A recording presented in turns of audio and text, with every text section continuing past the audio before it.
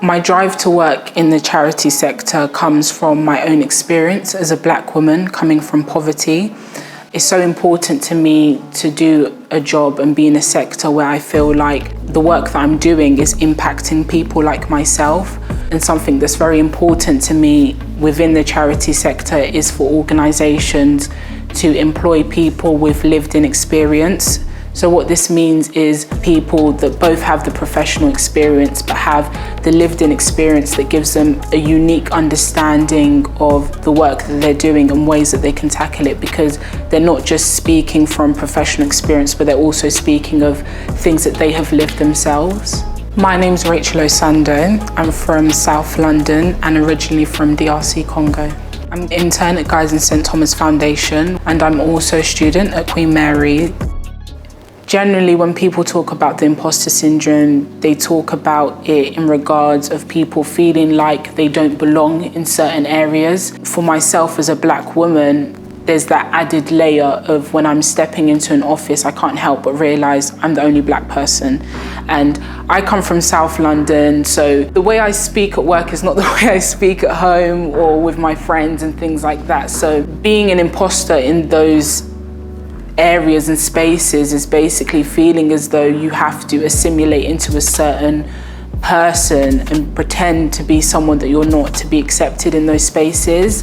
And for us to support minority groups and for us to support Black people, we have to remind young Black people that are aspiring to go into these roles that you are good enough, and there's a reason why they chose you in that interview. There's a reason why you have that job title. And on top of that, it's also challenging these structures, these institutions, and people with preconceived ideas of what job a Black person should have or how a Black person should act, or just these silly things that have become so embedded in the professional culture that constantly every day as a Black woman, I have to fight these stereotypes.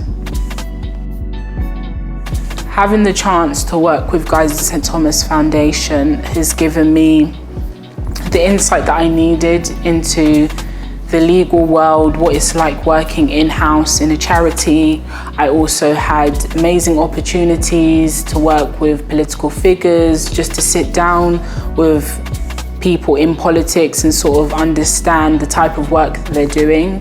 One of the key things that Guys at St Thomas work on is health equity. Prior coming into the foundation, I had a rough idea of what that meant, but actually seeing the work that they do in programs such as childhood obesity, air pollution, issues that unfortunately impact minority groups a lot more than other groups, and seeing sort of the commitment that they have to these 10-year programs, it was so inspiring to see an organisation tackling root causes of issues. If I was to talk to my younger self now, I would tell her that she's good enough and that to believe in herself, that's like the first step. You can put this in. Believe in yourself. Believe in what you're fighting for, because there are so many people that are experiencing what you're experiencing, and there's so many people that are fighting the same fight, and if you give up, then you're not helping those people that need you to sort of tackle the tricky bit to make it that bit easier for them. So it's just believing in what you feel like is your purpose in life. And even though there are so many barriers that you're going to have to face as a Black woman, that it's okay.